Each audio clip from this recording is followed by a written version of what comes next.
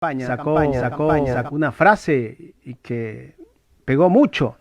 Le decía: Andrés, no mientas otra vez. ¿Quién miente ahora?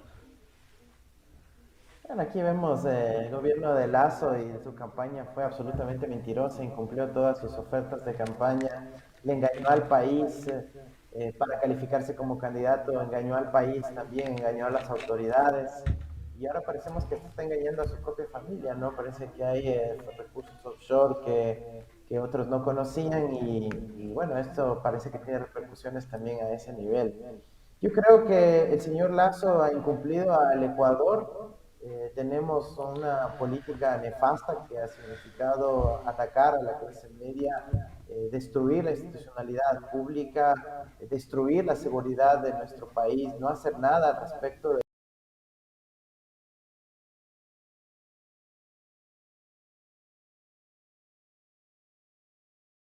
país y únicamente buscar el lucro personal, ¿no? A través de eliminar el impuesto a la herencia, perdonar los impuestos a las empresas que evadieron recursos y los guardaron en paraísos fiscales en el exterior, que ese ha sido su único objetivo, ¿no? Darle más poder a la banca, a la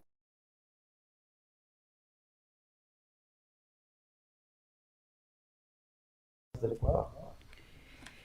Economista, buenos días. Gracias por estar con nosotros. Usted es economista, conoce del tema y sí me gustaría que usted le explique a la ciudadanía las razones por las que esta ley de inversión no era buena, no era adecuada para nuestro país. Porque el discurso del presidente de la República es que por culpa de la Asamblea y por la no aprobación de esta ley, pues las mujeres solteras no van a poder conseguir trabajo, los jóvenes no van a tener dónde trabajar.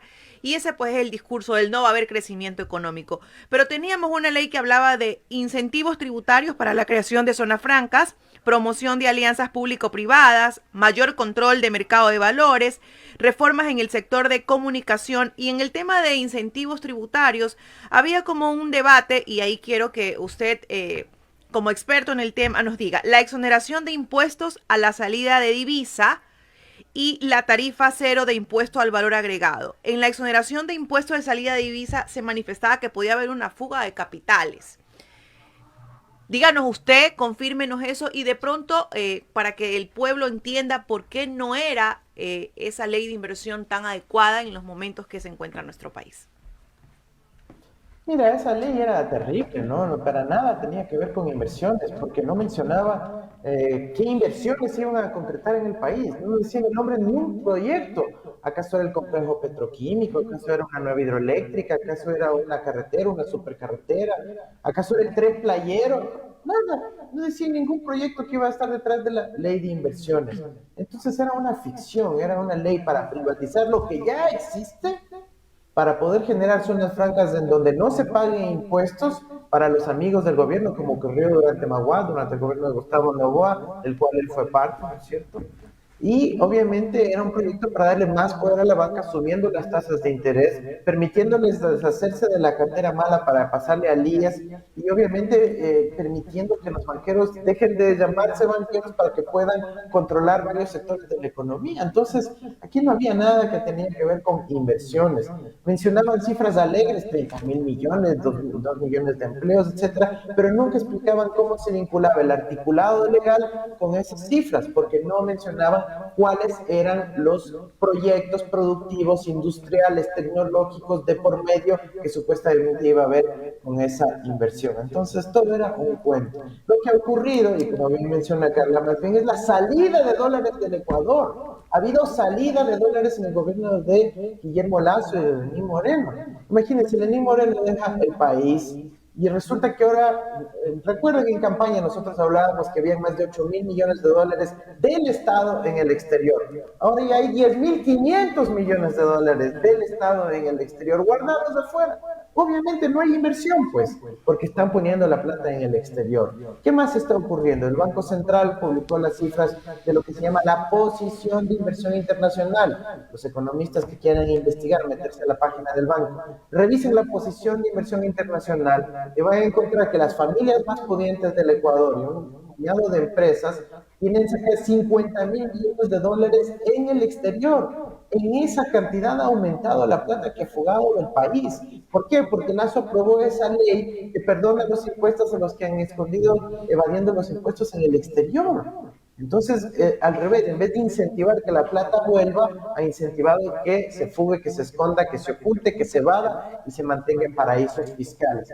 Y finalmente, el propio ejemplo del presidente, pues, si él gobierna el país, él debería dar la primera señal de que le apuesta al futuro del Ecuador, que él dice, no, yo voy a meter mi plata afuera porque no confío en mi propio país, ni aún siendo yo el presidente. Aunque con esa cara, ¿cómo va a poder atraer inversiones? Pues si ni siquiera él le apuesta al Ecuador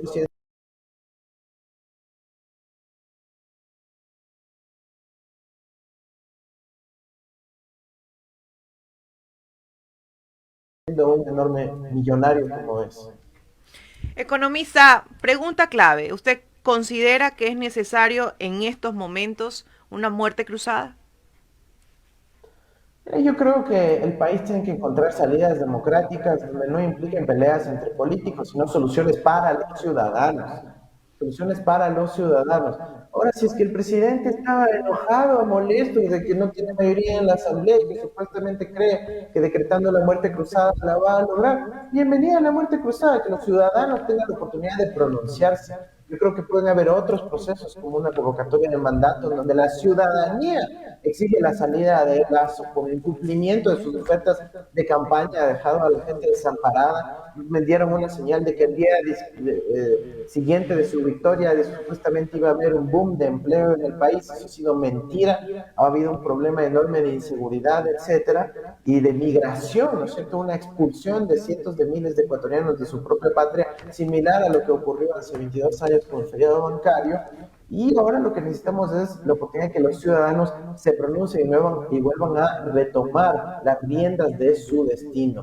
Pero ojalá, si es que vuelve a haber un proceso electoral, sea cual fuese, que sea transparente y democrático, que no se permitan a candidatos que no cumplen la norma, como Herbas, como Lazo, con empresas en paraísos fiscales, registrarse como candidatos. Eso es una violación al Código de la Democracia, es una violación a la confianza que le da la ciudadanía al sistema democrático y obviamente se convierte tristemente en un fraude, porque si participan quienes no estaban permitidos de participar o tener negocios turbios en el exterior, de forma escondida, entonces están atentando en contra de la democracia y tristemente el resultado, por ejemplo, de hace un año fue eso, un resultado fraudulento. Economista, hace pocos minutos estuvo también el ingeniero Javier Herbas, ex candidato a la presidencia de la República, y le hice la pregunta si tenía o no cuentas o empresas en paraísos fiscales, y dice que eso es una mentira, que no sabe de dónde le sacan. ¿De dónde usted saca de que él tiene empresas en paraísos fiscales? Bueno, yo he hecho información de las propias declaraciones de las empresas del señor Herbas muestran su vinculación con empresas en paraísos fiscales y va el nombre y apellido, Agri Group. Agri Group, cualquier ciudadano se puede meter en el Google, poner Agri Group y le encuentra en el portal que se llama Open Corporates, se mete al registro público de Panamá y puede encontrar que es una empresa que está vigente, que le ha otorgado un poder para que actúe a nombre de esa empresa al señor Javier Herbas en territorio ecuatoriano y que ese poder está plenamente vigente. Espero poder obtener la documentación de las notarías panameñas en los próximos días para exhibirle al país. Yo cuando digo algo lo digo con documentación, luego de haber estudiado. Yo estudio, mi doctorado es en empresas offshore, en paraísos fiscales. Yo estudio cómo la gente suele usar mecanismos de evasión. Por eso tenían miedo en el proceso electoral de que nosotros vayamos a cortar de seco, ¿no es cierto?, toda esa evasión tributaria enorme que existe por parte de los sectores más pudientes y adinerados de nuestro país, que no le apuestan al Ecuador. Sabían que nosotros íbamos a orientar los recursos sociales que genera nuestra economía a invertir en el Ecuador, a invertir en generar trabajo para los ecuatorianos, en comprar productos ecuatorianos y en generar empleo para ecuatorianos. Entonces, no es una cuestión que yo me he inventado, es documentación que está públicamente disponible y que cualquier ciudadano la puede comprobar en el portal de la Super de Compañías o en el portal de ecuadorpapers.org. Economista, volviendo al tema de la Asamblea y viendo que parte de los aliados que tenía el presidente de la República, el grupo de Pachacutic, los que están con el ala cercano a Guadalupe Llori y al presidente Guillermo Lasso, y también pues la izquierda democrática, partido que desde un comienzo casi que ha estado cercano al presidente de la República, ver que en este momento, después de haber sido parte del grupo de aliados y que el presidente de la República, después de que quiera aprobar leyes que van tal vez en contra de los intereses de los ecuatorianos, él arremete contra sus aliados. ¿Qué demuestra esto? Mira, ese ha sido un comportamiento sistemático de Guillermo Lasso, incluso antes de posesionarse. Incluso el 14 de mayo ya dijo que renegaba de sus aliados del Partido Social Cristiano, ¿no? Quiso construir un pacto de la Moncloa, que es una especie de gran acuerdo nacional, lo que él llamaba el gobierno del encuentro, para beneficiar a todo el país. Empezó a traicionar a sus aliados, incluso los más cercanos, con quienes dicen ahí le ayudaron para que pueda ganar en el proceso electoral. Entonces, no es una novedad. Él se va en contra de sus aliados al punto que quedará solito, gobernando desde las locas ideas de su cabeza, pensando que tiene supuestamente masivo apoyo popular por comer un poquito de pollo frito, pero realmente está quedándose solo. ¿Y quién queda sacrificado en todo eso? La ciudadanía.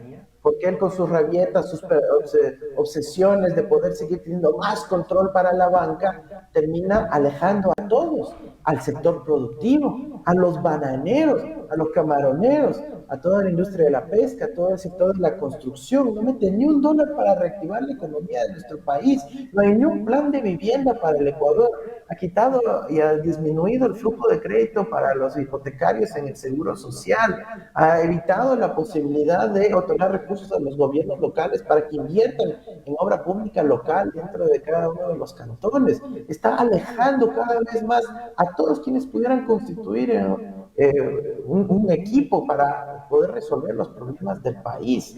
Y lo único que piensa él es en sus amigos banqueros, en el Fondo Monetario Internacional y en quedar bien con Wall Street, con la ciudad de Nueva York. Entonces, se está metiendo él mismo en un hueco del cual no puede salir, y ahora con las rabietas, no, de que va a ser una consulta popular a la Lenín Moreno. Quiere hacer lo mismo que hizo Lenín Moreno para tratar de justificar con eso la persecución y supuestamente luchar contra la corrupción cuando el más corrupto es él, y la mejor demostración es los Pandora Papers. Ojalá el día de hoy y el señor Herbas, Pachacuti, los acusados por el señor Lasso y UNES, se unan nuevamente para impedir que el contralor subrogante, que le salvó la vida a Guillermo Lasso diciendo que Dakota no era paraíso fiscal, vaya a juicio político en la votación del día de hoy. Atentos, ecuatorianos,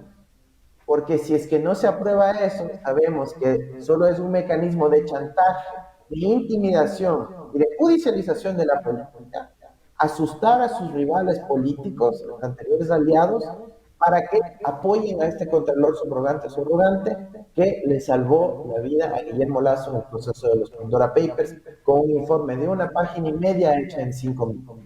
Ojo, ecuatorianos, con la votación de la Asamblea sobre el tema del contralor. Estamos dialogando con el economista Andrés Arauz, ex candidato a la presidencia de la República.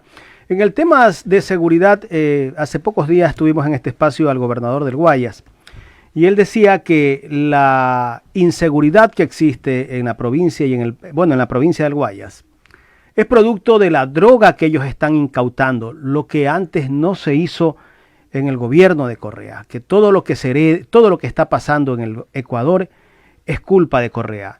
Este gobierno sigue viendo por el retrovisor. ¿Qué respuesta darle a estas declaraciones que dan funcionarios del gobierno del presidente Guillermo Lasso y el mismo presidente de la República? Cuando hay algún problema en el país, se sigue hablando de que la culpa es de Correa.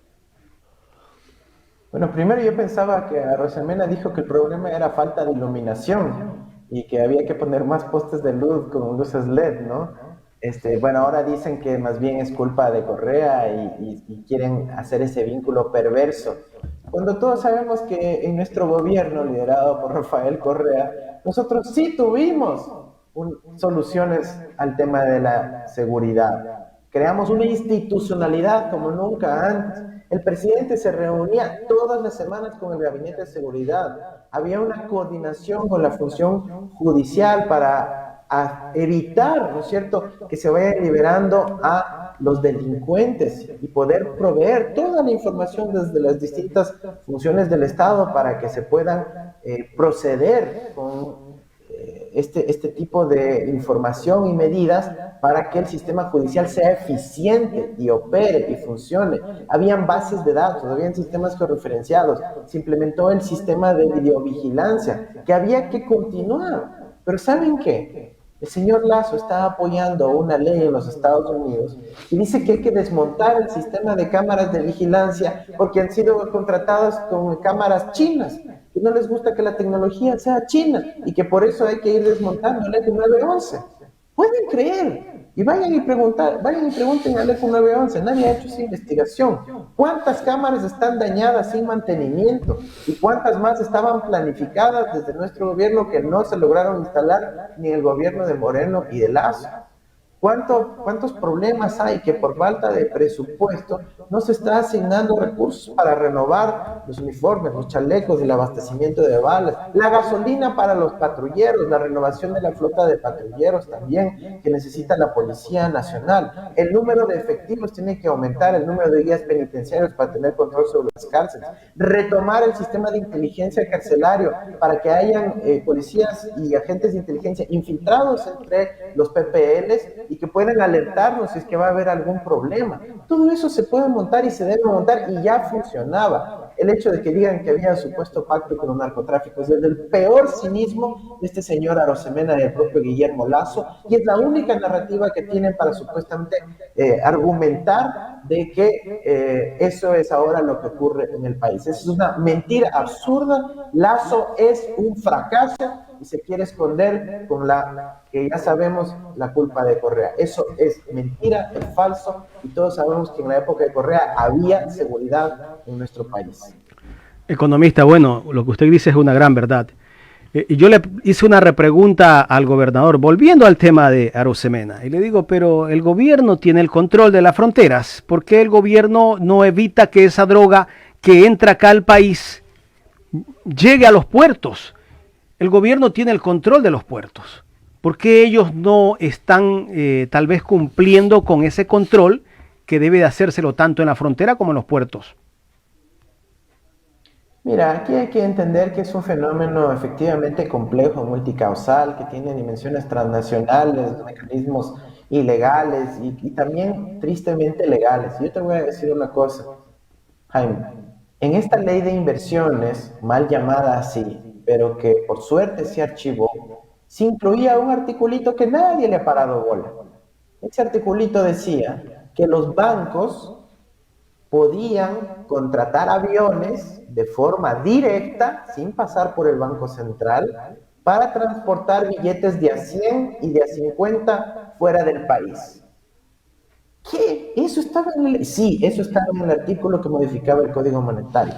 Ahora, o sea, podían sacar el dinero que querían. ¿Para qué quieren los bancos tener la posibilidad de contratar y fletar aviones para mover dinero físico y billetes de a 100? ¿Por qué no simplemente lo mandan al Banco Central y que el Banco Central haga esa gestión? Porque en el momento que va la institucionalidad estatal, por más que estén banqueros a cargo del gobierno, pues toca cumplir la norma, pues tienen que reportar de dónde llegan esos billetes de a 100.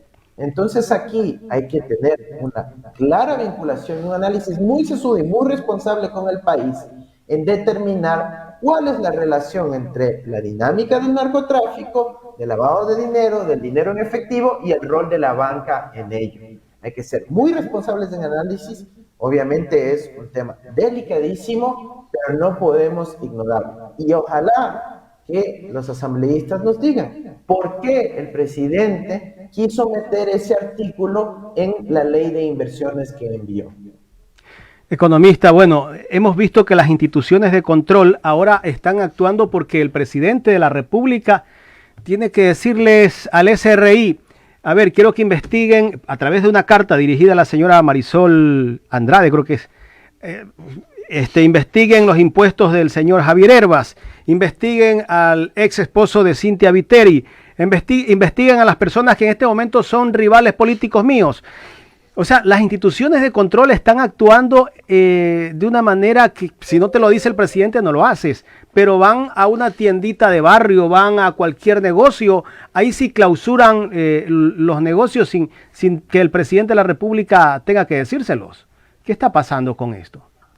Oye, ¿sabes la carta que falta? La carta donde Lazo diga, investiguen a mí por estas empresas offshore reveladas que no han pagado impuestos durante 20 años de Panamá, de las Vírgenes de Caimán, de Dakota, de la Prince Edward Island en Canadá, etcétera. Eso no ha habido. Y más bien lo que hubo fue una disposición del presidente a su directora del SRI, nombrada por Lenín Moreno y ratificada por Guillermo Lazo, en donde le dice, ¿sabes qué? Cuando te toque ir a la asamblea, no digas nada, di que es información reservada y que tú no te vas a meter. Y eso pasó, pues, no se acuerdan lo que fue el proceso de los Pandora Papers, cuando le convocaron a la directora del SRI y dice, no sé, yo no he sabido nada, a mí no me han avisado. Oiga, pero ¿y pagaron el impuesto a la herencia por la transferencia? Y le pasó supuestamente a sus hijos, y se deshizo del fideicomiso, no sé, yo no sé, eso habrá que ver, pero en todo caso la información que tengo es reservada y no se las puedo entregar.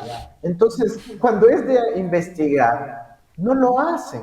¿Por qué? Porque cuando estuvo Moreno, ella es la directora del SRI, que facultó a que le devuelvan a Lazo casi $1,500,000 por decir que el Banco de Guayaquil no era de él y que por eso tenían que devolverle impuestos al señor Lazo. Entonces él, cuando llegó al poder, obvio, la ratificó en el cargo, agradeciéndole por la inmensa gestión que hizo cuando Lazo tenía que haber contribuido impuestos en el gobierno de Lenín Moreno. Entonces, ahí hay una cuestión perversa, triste, lamentable, porque no sería una institución que respetábamos los ecuatorianos, era una institución que nos había generado una cultura tributaria a los ecuatorianos, pero ahora tristemente es un instrumento más de la persecución política que le estamos viendo contra sus rivales políticos. Ojalá esto se frene ya y los funcionarios honestos y responsables del SRI salgan a la luz con la información valiosa que tiene que tener el Ecuador respecto a todos los ciudadanos que tenemos que estar fiscalizados por la autoridad tributaria.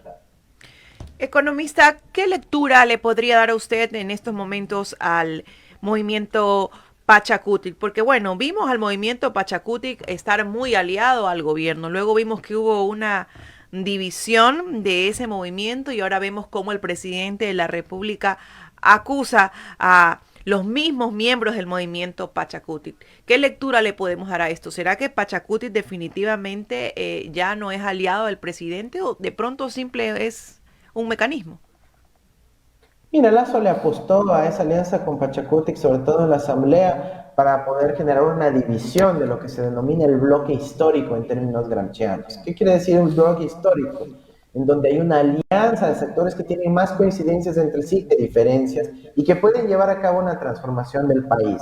Eso representaba el progresismo, la plurinacionalidad y la socialdemocracia. Pues Lazo fue directo a romper esa posibilidad de unidad, generando divisiones, generando compra de asambleístas, rompiendo a los partidos, sacando a la gente clave, dándoles poder, indultos, etcétera, a, por ejemplo, sectores afines a Pachacutic, ¿no es cierto? Entonces, ahí hubo una intencionalidad de carácter político, bien pensada desde la sociología política para romper la unidad del bloque histórico. Ahora, ¿qué pasó después de eso ya en términos operativos? Que pues le da el poder a la asambleísta Yori en la presidencia de la asamblea, reparten algunas comisiones, pero luego cada vez las demandas de los sectores van subiendo, pues, van subiendo cada vez más, el precio sigue subiendo, y ya llega el colmo en donde dice, ya no puedo pagarles el precio, mejor les voy a denunciar. Pero no es el punto la denuncia actual. Lo que hay que analizar es todo lo que ha ocurrido de aquí hacia atrás en los últimos 10 meses.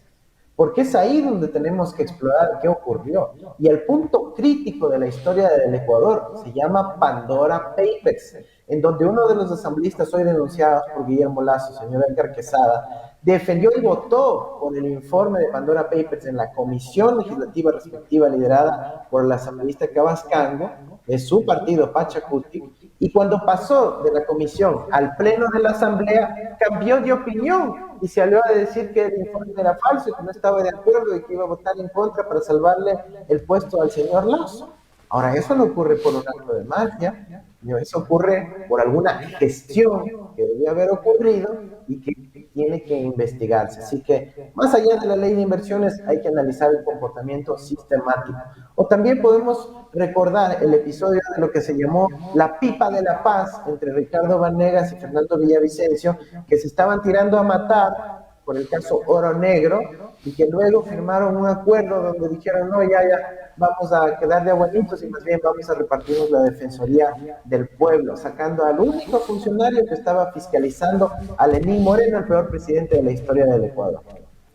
Bueno, economista, en esos momentos el presidente está en muy malas relaciones con Pachacuti, con Izquierda Democrática. Obviamente, pues UNES jamás ha sido aliado al gobierno y bueno, y con Social Cristiano podríamos decir que a veces sí y a veces no.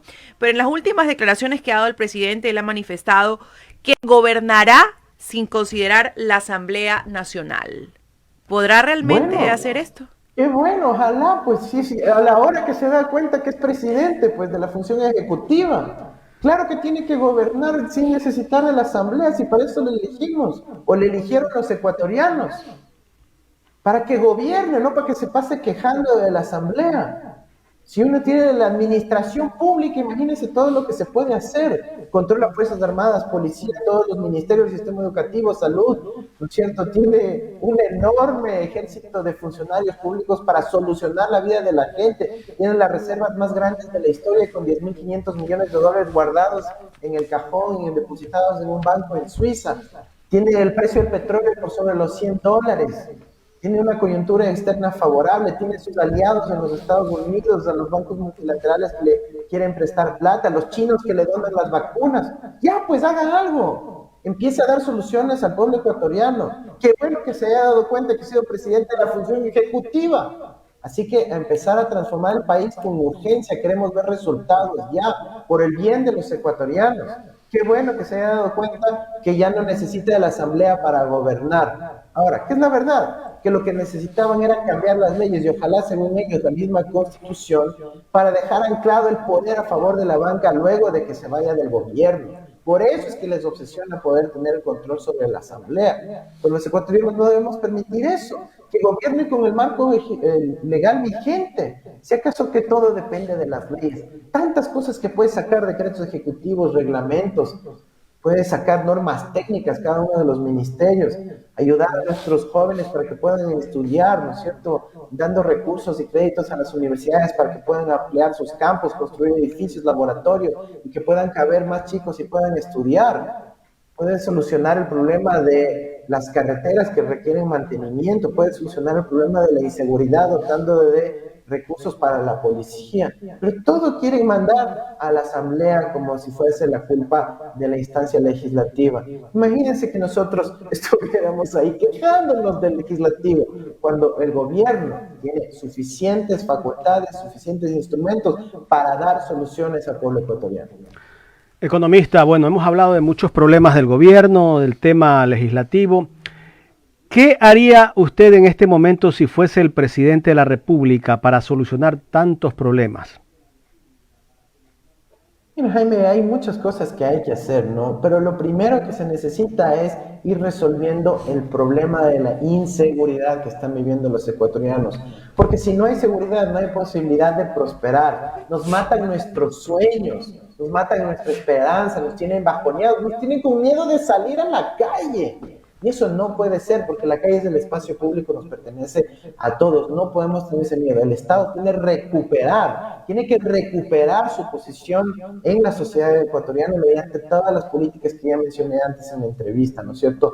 Una política integral de seguridad. Para empezar, ¿cómo vas a tener a una ministra de gobierno que es la encargada de la seguridad, que le entrevistan sobre la seguridad y dice, ay no, yo no soy experta en seguridad? Oye, pero es la ministra de seguridad y dice que no es experta en seguridad. Hay que empezar cambiando esos funcionarios que están ahí por palanqueo político, porque son amigos de la época del feriado bancario, y empezar a poner a expertos en materia de seguridad para dar soluciones a los problemas y no problemas a las soluciones.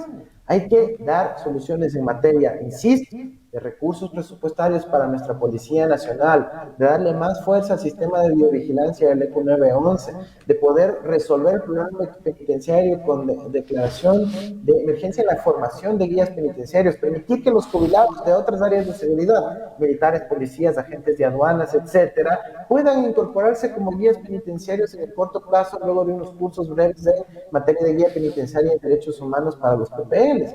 Es decir, hay como dar soluciones rápidas, urgentes. Plata tiene el señor, plata tiene, 10.500 millones de dólares de reservas y recursos en el exterior que no están siendo utilizados para el bien de los ecuatorianos. Es decir, sí hay como dar soluciones. La seguridad es el pilar para que pueda llevarse a cabo el proceso y luego necesitamos desarrollo productivo, poner dinero en la economía. La cosa funciona así, no funciona con aire, con confianza, con discursitos, con palabrería, no. Significa recursos, dar recursos a los municipios para que hagan obra pública, dar recursos a las empresas productivas para que puedan ampliar sus capacidades productivas y poder tener más producción, más empleo, más trabajo para la gente. Dar recursos a la ciudadanía más vulnerable que todavía sufre los efectos de la pandemia. Hoy salió un informe de UNICEF que nos demuestra que todavía hay un impacto tremendo en la gente. Hay que darle recursos a la gente para que tenga dinero en el bolsillo, pueda salir a consumir, se reactive la economía y empiece a desarrollarse nuestro país y empiece a generarse empleo. Es así de sencillo, tiene que actuarse, pero ya. Hay un plan de infraestructura que dejamos armado en materia vial, en materia educativa, en materia sanitaria, en materia de infraestructura de salud. Solo tienen que recuperar los planes que dejó la Revolución Ciudadana en el 2017 e implementarlos, porque eran a largo plazo hasta el 2030, 2031, 2040 en muchos casos, y seguir esa línea. Pero eso no está haciendo el gobierno de Lazo, porque Lazo es un fracaso. Esa es su única aspiración, seguir gobernando para sus intereses personales, para la banca, exonerándose de impuestos él y su familia. Economista, finalmente, si no se aprueba hoy el juicio al Contralor, esto podría demostrar de que hay otro acuerdo entre el gobierno y los asambleístas. Absolutamente, pues, no solo acuerdos, sino ya directamente chantaje, intimidación. Si les ponen a la fiscalía encima de decir, cuidado, se vayan a portar mal, que si no amplío la lista de 5 a 15, a 20, a 25. Y de ahí ya no sabremos si son ciertos o no, pues, porque no tenemos la evidencia, las pruebas, las circunstancias donde supuestamente se dieron esas compras y ventas de conciencias y de votos. Entonces, si es que lo que quiere es intimidar, asustar, diciendo, portarás bien o si no amplío la lista, y vemos que hay causas suficientes para ampliarla por el crecimiento del bloque de asambleístas que han ido votando con Guillermo Lazo, entonces vamos a ver cómo se comportan en la votación de la asamblea del día de hoy respecto al Contralor. Claro, a Lazo le conviene defender a un Contralor que le salvó la vida, así como Marisol Andrade del SRI le devolvió $1,5 millones de impuestos, ahora tiene que defender a su Contralor que le sacó un informe de 5 minutos, de hoja y media, en donde dice que Dakota no es paraíso fiscal y por ende él puede seguir gobernando este país a pesar de ser un evasor, un defraudador, alguien que cometió perjurio contra el pueblo ecuatoriano. Entonces, vamos a ver si los ecuatorianos vamos a defender a un Contralor que fue puesto por Celi desde la cárcel en reemplazo de Poli, o si es que vamos a defender la dignidad, la verdad, el que no se utilice a la Contraloría como un instrumento para salvarle la vida al presidente luego de que él haya sido un gran evasor y, como digo, Lazo es un fracaso en ese aspecto. Se me quedaron algunas interrogantes, no sé si pueda hacer la última y le voy a mandar 2 preguntas en una, economista. A ver, me gustaría de pronto que me responda o me dé una lectura de lo que está pasando en el tema de la justicia con el caso de los hermanos Isaías, que han demandado al Estado por $2,000 millones y casi que, de acuerdo a cómo van las cosas, el presidente de la República dijo que todo es producto de que las incautaciones que hizo el expresidente Correa las hizo mal, y que producto de eso vamos a tener que pagar esos $2,000 millones. Eso nos dio a entender hace una semana el presidente Guillermo Lazo. Y el otro tema es, ¿usted cree que es el momento para ir a una muerte cruzada? A ver, vamos a ver los Isaías, que eso sí es muy grave, muy importante. Podemos aquí hablar de unos dolaritos que les han dado a unos puestitos de provincia a ciertos asambleístas, pero aquí estamos hablando de 2.000 millones de dólares de quienes desfalcaron al pueblo ecuatoriano, los depositantes, y se llevaron la plata a esconder en paraísos fiscales. Sí saben, ¿no? De que sacó una investigación ahora Estados Unidos de en qué paraíso fiscal tienen los Isaías el dinero de los depositantes. En Dakota del Sur, igualito a cierto presidente de la República. ¿Y quiénes son los abogados de los Isaías? Ricardo Noboa, mejor amigo de Guillermo Lazo. Hasta en el día de la posesión se tomó la foto en el Palacio Presidencial, ¿no es cierto? El hijo de Ricardo Noboa es el abogado del Banco Panameño de Guillermo Lazo. Sí, el hijo de Ricardo Noboa se llama Esteban Noboa Carrión y Esteban Noboa es el abogado, miembro del directorio del Banco de Guayaquil, Panamá, también llamado Banisi. Así que no me vengan aquí que un abogado que tiene sus servicios profesionales. Aquí hay claro contubernio entre los Isaías Lazo y la familia Noboa y los abogados para poder devolver los bienes incautados por la Revolución Ciudadana, que luchó contra la corrupción de los banqueros y que ahora Guillermo Lazo se plantea devolvérselos a los Isaías. ¿Cómo? A través de esta figura de la demanda. En una entrevista en el diario El Universo, Ricardo Noboa, abogado de los Isaías, dijo: no, bueno, sí, es la demanda por 2.000 millones, pero estamos dispuestos a negociar. Conversemos, dice. Si nos devuelven los bienes, tal vez ya solo les cobramos 100, ya no 2.000, sino unos 1.000 o tal vez solo 500, pero devuélvame los bienes. ¿Y cuáles son pues esos bienes? Estamos hablando de Gamavisión y TC Televisión, otro de los más importantes canales de televisión del Ecuador. ¿Para qué? Para que los banqueros nos sigan metiendo las noticias, lo que ellos definan como importante en el día a día y no lo que se defina colectivamente, ojalá en un proceso que más bien implique la democratización de los medios estatales para que puedan tener una participación de las universidades, de los trabajadores, de los estudiantes, de los gremios productivos de nuestro país y que pueda haber una verdadera pluralidad en esos medios de comunicación. Correcto. En el tema de faltó lo de la muerte cruzada. Mira, la muerte cruzada ya dijo Guillermo Lazo que no lo va a hacer. Y no lo va a hacer porque no tiene las agallas para hacerlo. Porque él sabe que se tendrá que enfrentar ahí, él sí, frente al pueblo ecuatoriano, y va a tener que rendir cuentas de todas sus mentiras de campaña y de su pésima gestión. Va a evidenciarse que Lazo es un fracaso y por eso no va a la muerte cruzada. No lo va a hacer, jamás lo va a hacer desde Guillermo Lazo. A ver si la Asamblea se pone las pilas, pero yo creo que la solución va por un proceso más orgánico, más participativo, donde la ciudadanía se empodere de su futuro. Ya basta de estar ahí cabizbajos, de estar derrotados, ¿no es cierto? Tenemos que ponernos de pie y si es necesario juntar millones de firmas para ir a un proceso de revocatoria de mandato, hay que hacerlo. Pero bueno, ojalá mientras tanto se ponga pilas la Asamblea, vea que sí hay una posibilidad de recuperar el destino próspero para el en donde se respete la palabra, en donde se cumpla lo que se ofrece y en donde se demuestre que lo que ya se pudo hacer en la época de la Revolución Ciudadana se puede volver a hacer con un gobierno digno que ame a su pueblo y no al bolsillo de los banqueros. Economista Andrés Arauz, quiero agradecerle por haber aceptado este diálogo aquí en Ecuador en directo y la Alianza Informativa Digital. Muchísimas gracias, Jaime, muchísimas gracias, Carla, un saludo.